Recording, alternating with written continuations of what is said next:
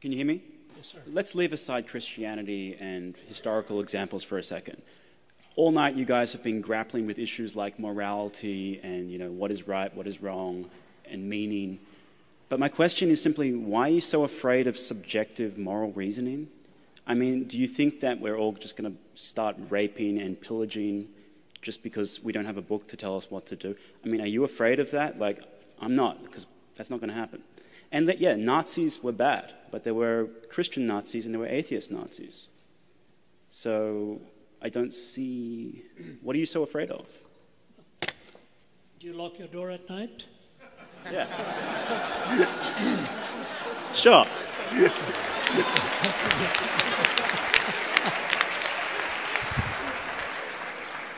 I hear what you're saying. Sounds very cavalier, though. My goodness.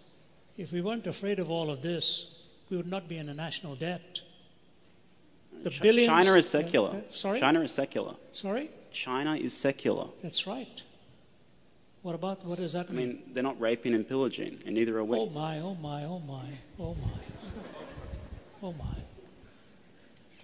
Have you read what happened during the Red Guards Rebellion? Have you read what happened during the Boxer Rebellion?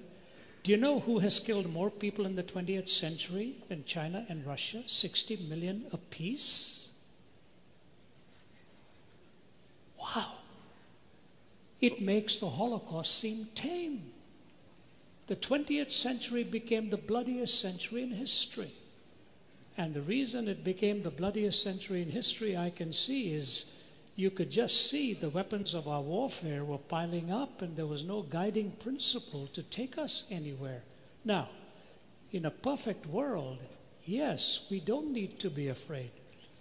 Have you seen what happens in our courts of law, where people supposedly love each other and all that comes about in hate and vitriol and damage? I don't think the question is fairly stated as what are you afraid of. I'm just saying it is basically unlivable. I didn't conclude that. An atheist like Jean-Paul Sartre concluded it. We killed more people in the 20th century than the previous 19 put together. And your question is, what are we afraid of? The fact of the matter is, if morality is purely subjective, then you have absolutely nothing from stopping anybody for being a subjective moralist to choose to just zing one through your forehead and say, that's my answer. How do you stop that? Obviously, you don't believe that's the way it should be. No, neither do I.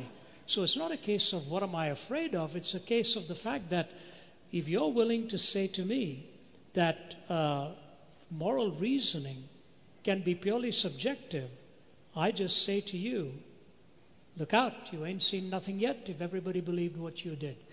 Do you know, funny, interesting, when I was in the Soviet Union, former Soviet Union, Stalin eliminated 15 million of his own people. 15 million of his own people. And at the Center for Geopolitical Strategy, they didn't want to even name his name and so on.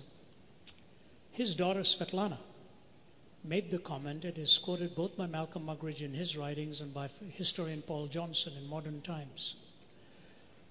Svetlana was standing by the bedside of her father before he died. She said the last thing he did was clench his fist toward the heavens one more time, put his head back on the pillow, and he was gone.